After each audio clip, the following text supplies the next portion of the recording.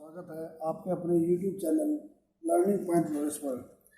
हमने पिछली क्लास में स्टेट्स ऑफ मैटर पढ़ा था, जो ये हमारा 9th क्लास का केमिस्ट्री फर्स्ट चैप्टर है, मैटर इन आवर सराउंडिंग। आज हम उसके आगे की बातें करेंगे। हमने पिछली क्लास में देखा था, पिछले वीडियो में देखा था हमने डिफ्यूज़न के बारे में बात की थी। हम कुछ और पॉइंट्स उसके बारे में बताएंगे कि जैसे हमारा पहला पॉइंट है rate of diffusion. Rate of diffusion is diffusion की दर क्या है। तो rate of diffusion of a gas is inversely proportional to the square root of its density. हमने वर्ड देखा था डेंसिटी। डेंसिटी क्या था हमारा? मास अपॉन वॉल्यूम था। तो जिसकी डेंसिटी ज़्यादा होगी उसका डिफ्यूज़न कम होगा।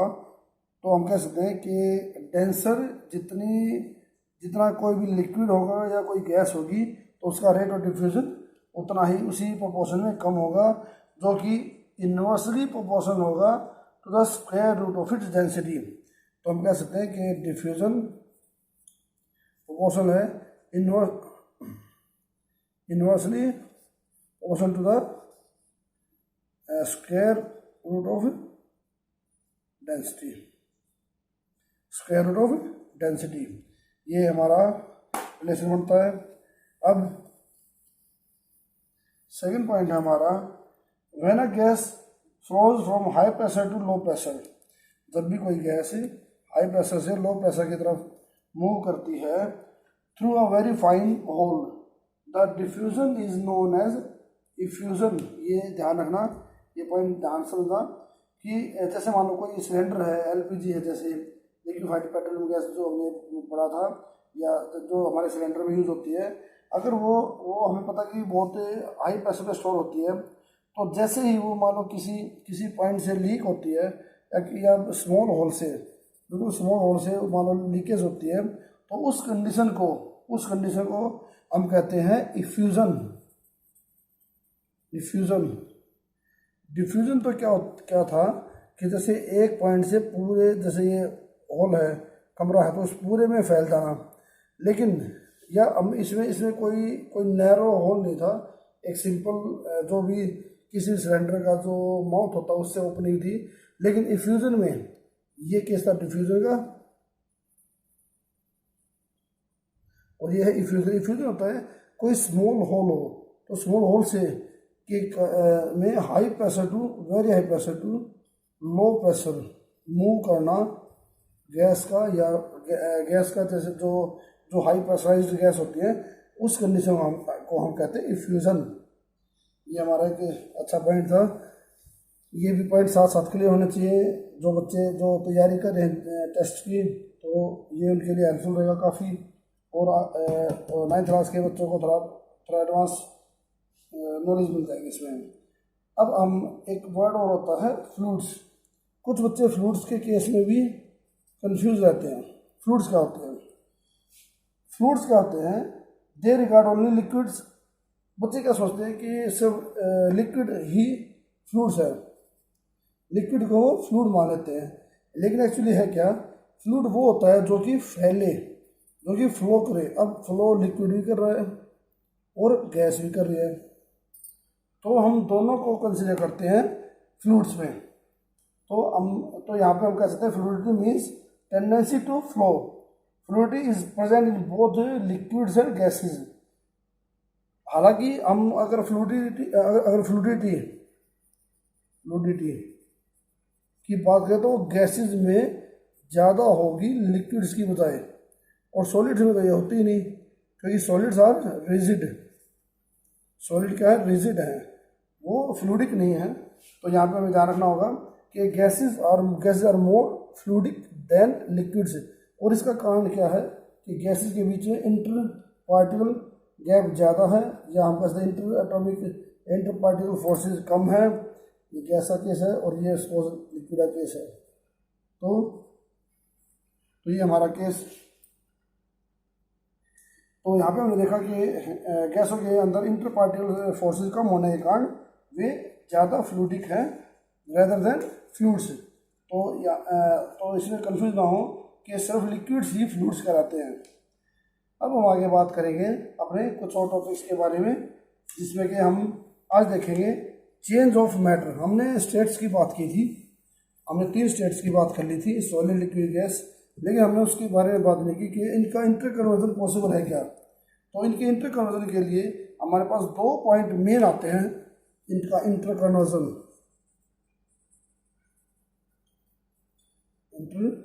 Conversion of states. इसके लिए 2 कंडीशंस मेन होती है, एक तो टेम्परेचर और एक प्रेशर। हम ये दोनों डिस्कस करेंगे डिटेल में अभी। तो हम सबसे पहले केस लेते हैं टेम्परेचर का। हम केस लेते हैं पहले टेम्परेचर का। हम देखते हैं कि सॉलिड, जैसे हम आइस लेते हैं, आइस को अगर हम हीट करते हैं, ये सिंबल हीट का होता है, तो वो लिक्विड में कन्वर्ट होती है। अगर इसको हम फर्दर हीट करते हैं तो वो गैस मीन्स वेपर्स में कन्वर्ट हो जाती है। तो ये हम कैसे हमें मिल रहा है, हमें ये हीट करने के बाद मिल रहा है। तो और हीट में हम कहेंगे कि जब हमने टेम्परेचर इंक्रीज़ किया, जब हम टेम्परेचर इंक्रीज़ कर रहे हैं तो ये हमें ये कंडीशन, ये कन्वर्जन सॉलिड से लिक्विड, लिक्विड से गैस मिल रही है। और अगर हम इनको फ्रीज कर देंगे, मीन्स टेम्परेचर कम कर दें, तो गैस से लिक्विड और लिक्विड से सॉलिड हमें वापस इंटर कन्वर्जन हमें मिल जाता है।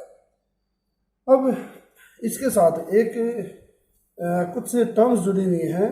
ये जो इंटर कन्वर्जन है, टेम्परेचर, अभी हम टेम्परेचर केस ही ले रहे हैं, प्रेशर केस बाद में डिस्कस करेंगे।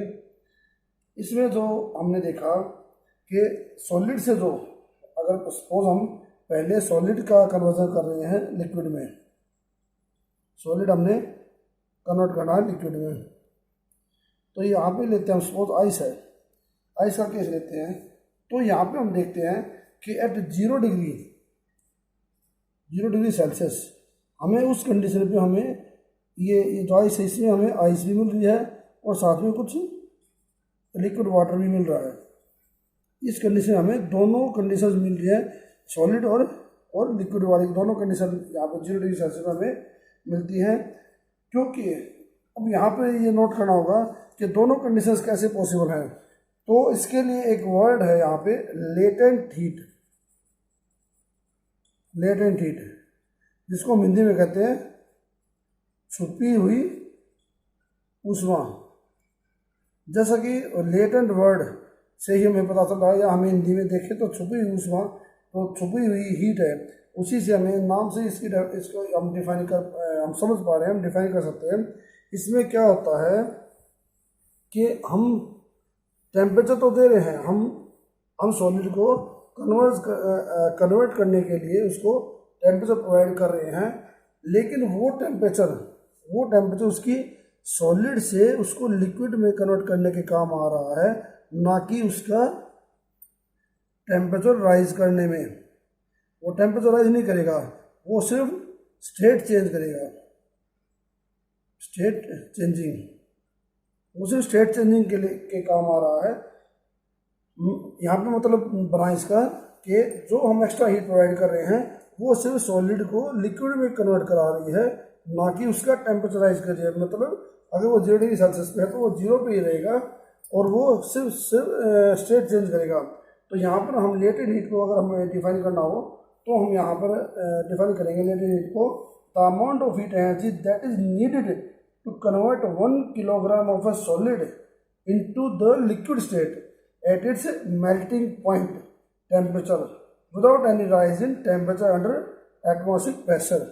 मतलब इसका मतलब है कि एट कॉन्स्टेंट, क्योंकि हम अभी यहाँ पर हम प्रेशर का कोई रोल नहीं पड़ रहा है, उससे कोई चेंजेस नहीं कर रहे। तो एट कॉन्स्टेंट प्रेशर, जो कि हमारा यहाँ पे है एटमॉस्फेरिक प्रेशर ले रहे हैं हम यहाँ पे, तो उस कंडीशन में जो हम एक्स्ट्रा हीट प्रोवाइड कर रहे हैं, तो 1 kg सॉलिड मान लो जो हीट एब्जॉर्ब कर रहा है वो उसको लिक्विड में कन्वर्ट करने के लिए यूज़ कर रहा है। तो यहाँ पे हमने ये वर्ड सीखा, तो हम इसको तो जो सॉलिड से लिक्विड में कन्वर्ट कर रहे हैं, तो इसके लिए जो वर्ड आया हमारा वो आया लेटेंट हीट ऑफ फ्यूज़न। यहाँ पे वर्ड क्या है हमारा, फ्यूज़न। अब फ्यूज़न क्या होता है, फिर जो होता है सॉलिड से लिक्विड में कन्वर्जन, जो प्रोसेस है उसमें सॉलिड कन्वर्ट्स इनटू लिक्विड, तो इस प्रोसेस को हम कहते हैं फ्यूजन। अब अगर हमें लिक्विड से वापस सॉलिड कन्वर्ट करना हो तो हम कहेंगे ये तो हो गया हमारा फ्यूजन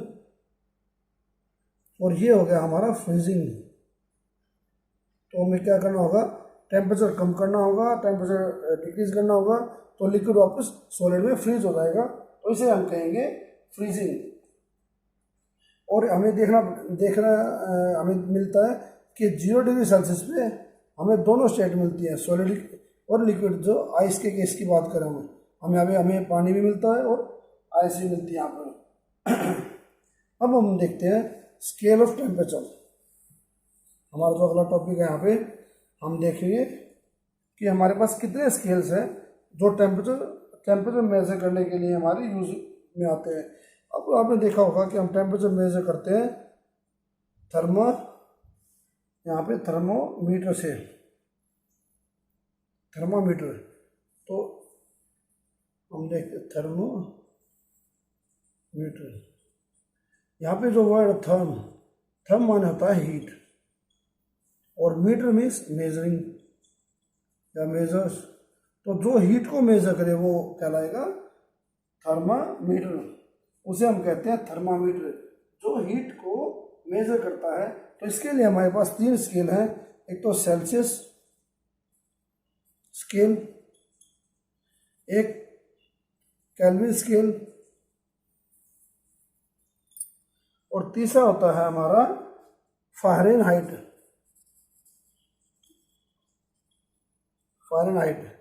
जो कि F फ़ारेनहाइट स्केल। ये 3 स्केल है हमारे। हम मोस्टली बातें करते हैं वो डिग्री सेल्सियस की बातें करते हैं, लेकिन अगर हम SI यूनिट के लिहाज से बातें करें तो हमारा केल्विन होता है हमारा टेम्परेचर की यूनिट। तो हम जो स्टैंडर्ड जो मेजरिंग यूनिट है हमारी टेम्परेचर की वो केल्विन है।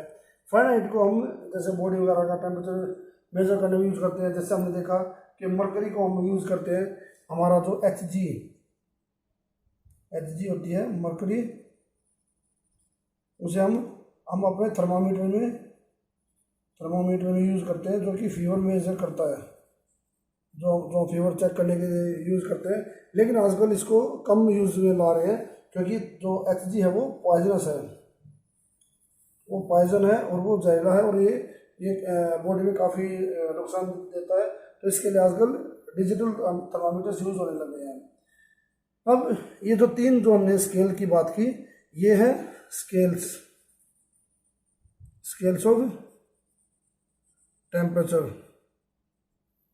ये हमारे स्केल हैं। अब हम इनको थोड़ा डिटेल में पढ़ेंगे, देखते हैं आगे।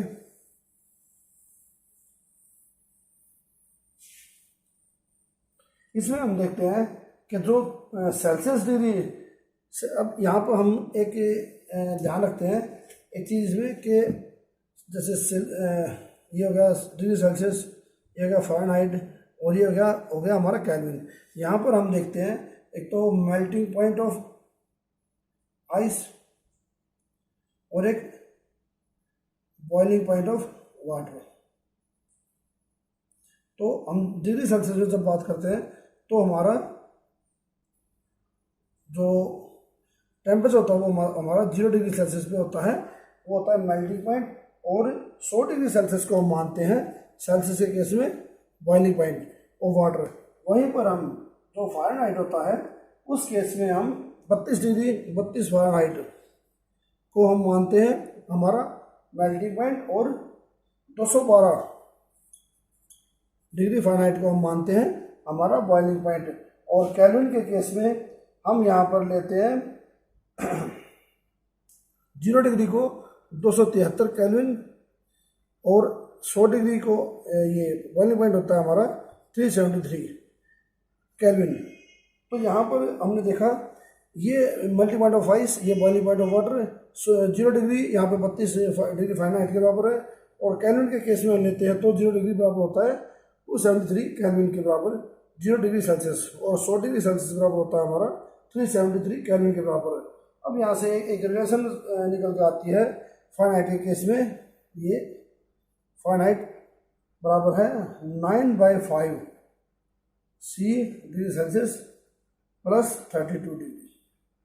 ये एक डिग्री सेल्सियस और फारेनहाइट में एक रिलेशन आती है, और वहीं 0 डिग्री सेल्सियस बराबर होता है 273 केल्विन। यही से हम जैसे 1 डिग्री सेल्सियस बराबर होगा 274 केल्विन, 10 डिग्री सेल्सियस बराबर होगा हमारा 283 केल्विन, और ऐसे ही 100 डिग्री हमारा बराबर होगा 373 केल्विन। ये हमारा ये रिलेशन हमारा डिग्री सेल्सियस और केल्विन में, और ये रिलेशन हमारा फारेनहाइट और डिग्री सेल्सियस में। अगर हम बात करते हैं इसमें जो हमारा जो केल्विन है, केल्विन की अगर हम एग्जैक्ट की बात करें तो ये होता है 273.15 या 16, 273.15 केल्विन बराबर होता है 0 डिग्री सेल्सियस के। तो ये हमारे 3 स्केल थे, और इनके यहाँ पे हम देखते हैं इनसे हमें क्या याद, ये जो स्केल की बात की हमने, इससे हमें क्या पता चलता है। सपोज जैसे हम लेते हैं melting point of temperature sodium लेते हैं, मान लो ये अगर मान लो हम मेल्टिंग पॉइंट ऑफ सोडियम लेते हैं, ये हम बात कर रहे हैं अब significance of the melting point temperature, कि जो हमने बात की मेल्टिंग पॉइंट से क्या पता चलता हमें, melting point of any object any substance, MP melting point. इसका सिग्निफिकेंस क्या है, हम यहाँ पे सपोज हमने देखा सोडियम, ये होता है सोडियम Na, इसका जो मेल्टिंग पॉइंट है वो 370 केल्विन है, और पोटेशियम का, ये दोनों मेटल्स हैं और काफ़ी रिएक्टिव मेटल्स हैं, इसका है हमारा 336 केल्विन।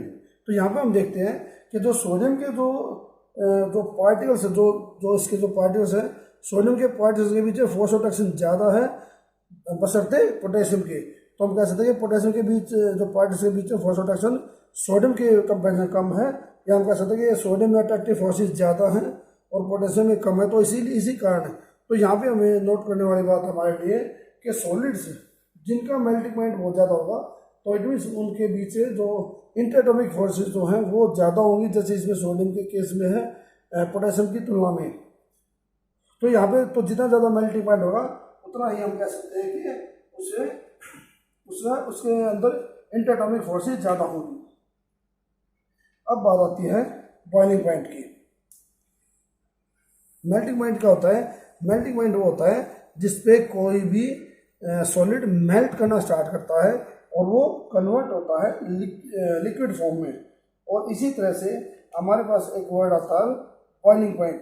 तो बॉइलिंग पॉइंट क्या होगा हमारा, the temperature at which a liquid, boiling point की बात करें हम, बॉइलिंग पॉइंट, तो ये वो टेम्परेचर होगा at which a liquid starts boiling और the liquid state of a substance changes into gases और वेपर।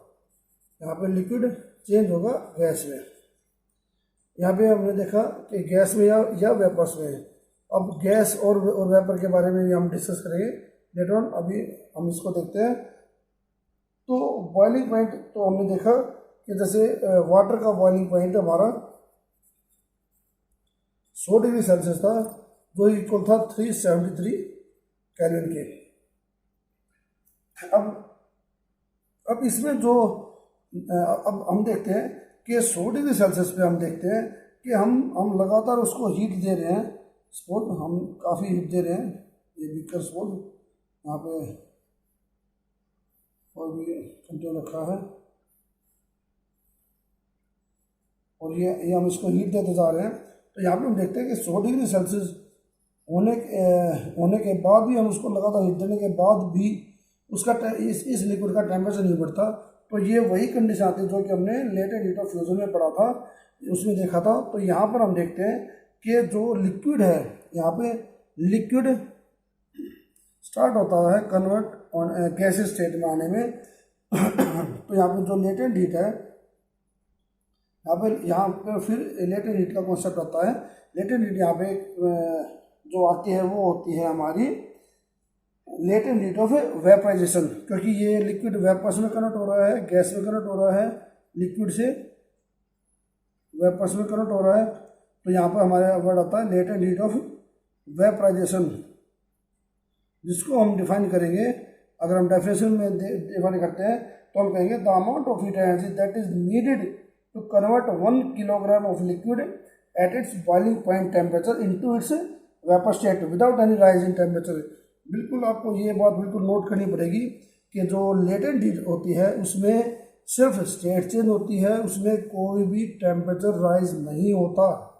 जो भी उसमें जो चेंज आता है लेटेंट हीट के केस में वो सिर्फ उसकी स्टेट में चेंज आता है, ना कि उसके टेम्परेचर में। अब अगला है हमारा, अब इसका सिग्निफिकेंस क्या है बॉइलिंग पॉइंट टेम्परेचर का सिग्निफिकेंस। तो सिग्निफिकेंस के बारे में वही जैसे हमने बात की थी सॉलिड और लिक्विड के केस में, जो मेल्टिंग पॉइंट के केस में, वही सिग्निफिकेंस यहाँ पे हमारा बॉइलिंग पॉइंट के में भी केस में भी आता है। Significance of boiling point BP. तो हम देखते हैं जिसका बीपी ज़्यादा होगा, जिसका बॉइलिंग पॉइंट ज़्यादा होगा, ये मान लो 1 है, ये 2 है, कोई लिक्विड है, तो अगर बॉइलिंग पॉइंट इसका ज़्यादा होगा तो हम कह सकते हैं कि इसके इंटर एटॉमिक पार्टिकल्स या इंटर जो पार्टिकल जो गैप है वो दूसरे लिक्विड की तुलना में कम है, या हम कह सकते हैं कि फोर्स ऑफ अट्रैक्शन यहाँ पर फोर्स ऑफ अट्रैक्शन ज़्यादा होगा कंपेयर टू सेकेंड लिक्विड के। तो ये दिखाता है कि ये फोर्स ऑफ अट्रैक्शन लिक्विड में फोर्स ऑफ अट्रैक्शन के बारे में ये बताता है बॉइलिंग पॉइंट। यहाँ से हमें इसकी नॉलेज मिलती है। तो जो लो बॉइलिंग लिक्विड्स होंगे वे वोलेटाइल लिक्विड्स हो जाते हैं, जिनका लो बॉइलिंग पॉइंट होगा वे कहलाते हैं volatile liquids. Volatile liquids means जो कि ईजिली जो थोड़ी सी हीट एनर्जी लेते ही और कन्वर्ट हो जाते हैं वेपर्स में, वो होते हैं हमारे वोलेटाइल। और जो कन्वर्ट नहीं होते वो हमारे होते हैं नॉन वोलेटाइल, क्योंकि वो वेपर्स में कन्वर्ट नहीं होते। अब हम देखते हैं, जैसा कि हमने देखा था टेम्परेचर इफेक्ट, कि जब हम टेम्परेचर बढ़ाते हैं तो हमारा सॉलिड लिक्विड में कन्वर्ट होता है और लिक्विड गैस में कन्वर्ट होता है, ये टेम्परेचर इंक्रीज करने पर। और टेम्परेचर डिक्रीज करने पर हमें ये कंडीशन मिलती है गैस से लिक्विड और लिक्विड से सॉलिड। अब हमने देखा कि सॉलिड से जब हम लिक्विड लाए थे और लिक्विड से गैस, तो ये तो क्या जाता है हमारा फ्यूजन। लिक्विड से गैस है तो हमारा बोला गया वेपराइजेशन। ये लिक्विड से वापस सॉलिड लिया तो हमने देखा ये केस है हमारा फ्रीजिंग का। और अगर इसको हम गैस से लिक्विड ला रहे हैं तो इसको कूलिंग, या हमने देखा कि ये टेम्परेचर हम यहाँ पर टेम्परेचर कम करते जाएंगे और हमें ये कूलिंग, या हम कह सकते हैं कंडेंसेशन। तो हम देखते हैं कि टेम्परेचर डिक्रीज करने पे हमें वापस गैस से लिक्विड से सॉलिड मिलता है। अब एक केस आता है जिसमें डायरेक्ट हम सॉलिड से हम डायरेक्ट गैस मिले इसमें, तो उस प्रोसेस को हम कहते हैं सब्लिमेशन। तो सब्लिमेशन क्या प्रोसेस हुआ? सब्लिमेशन वो प्रोसेस है जिसमें the change of solid directly into the gas state without passing through the liquid state. इसमें क्या होता है, जब हम हीट करते हैं तो सॉलिड से सीधा हमें गैस मिलती है। और इसके एग्जांपल है हमारे पास, हमने देखा कपूर की गोलियां होती हैं, कपूर या कैम्फर की टैबलेट्स होती हैं जो हम कपड़ों में डालते हैं, कपड़ों को बचाते हैं, जो कॉटन वगैरह के कपड़ों में रखते हैं। और इसके एग्जांपल हो सकते हैं जैसे हमारा ये नमक में मिलता है आयोडीन, और नेफ्थलीन बॉल्स, अमोनियम क्लोराइड, ये कुछ इसके एग्जांपल है जो कि सब्लिमेशन में जो कि डायरेक्ट सॉलिड से गैस में कन्वर्ट होते हैं और ये लिक्विड स्टेट को अचीव नहीं करते। तो यहाँ पर हमने देखा कि टेम्परेचर का काफ़ी रोल है इसमें। अब हम एक छोटा टॉपिक और कवर करते हैं, states of matter in terms of melting and boiling points. हम अब यहाँ substance is said to be in solid state if under normal pressure melting point is above the room temperature. अब यहाँ पर हम किससे कह सकते हैं कि ये सॉलिड है? एक सिंपल से अगर हम लैंग्वेज में बात करते हैं हम देखते हैं कि जो रूम टेम्परेचर पे, जिसका रूम टेम्परेचर हमने एक बेस बना लिया मान लो यहाँ पे, तो जिसका मेल्टिंग पॉइंट इससे ज़्यादा होगा तो वो सॉलिड होगा, इससे कम होगा तो होगा लिक्विड। ये बिल्कुल सिंपल सा है। और अगर और जो इस रूम टेम्परेचर पे जो वेपर्स में मिलेगा वो गैस हो जाएगा। तो बिल्कुल सिंपल सा एक उदाहरण था हमारा। अब हमने काफ़ी बात की इसमें कि एटमॉस्फेरिक प्रेशर, हमने एक वर्ड बात की थी, हमने प्रेशर की हम बात कर रहे थे। अब हम जब भी हम बात करते हैं रूम टेम्परेचर कितना मेजर होता है, बच्चों को ये नहीं पता होता। तो रूम टेम्परेचर होता है 25 डिग्री सेल्सियस। 25 डिग्री सेल्सियस को हम रूम टेम्परेचर मानते हैं। अगर हम केल्विन में इसको काउंट करें तो 273 प्लस 25, तो ये हो गया हमारा 298 केल्विन। ये हो गया हमारा रूम टेम्परेचर। जो हम रूम टेम्परेचर को मानते हैं वो होता है 298 केल्विन। और हमारा जो एटमॉस्फेरिक प्रेशर होता है, एटमॉस्फेरिक प्रेशर को हम मानते हैं 1 atm pressure equal to 76 centimetre या फिर 760 मिलीमीटर, या फिर इसमें एक और इसमें तो प्रेशर की एक यूनिट होती है पास्कल। अगर हम उसके रेस्पेक्ट में लिखें तो ये 1.01 × 10⁵ पास्कल के बराबर होता है हमारा एक एटमॉस्फेरिक प्रेशर। तो हमने यहाँ पर कुछ कॉन्सेप्ट क्लियर किए। जो अगली क्लास होगी हम उसमें काफ़ी अच्छे पॉइंट्स डिस्कस करेंगे, और ये पॉइंट्स आपके लिए 9th क्लास के लिए भी बहुत अच्छे रहेंगे। और जो बच्चे कंपटीशन टेस्ट की तैयारी कर रहे हैं या किसी भी एग्ज़ाम की तैयारी कर रहे हैं उसके लिए भी वे काफ़ी यूज़फुल रहेंगे। तो अगर आपको वीडियो अच्छी लगी हो तो कृपया इसको लाइक करें, कमेंट्स करें और इसको चैनल को सब्सक्राइब करें और अपने फ्रेंड से कराएं। थैंक्स।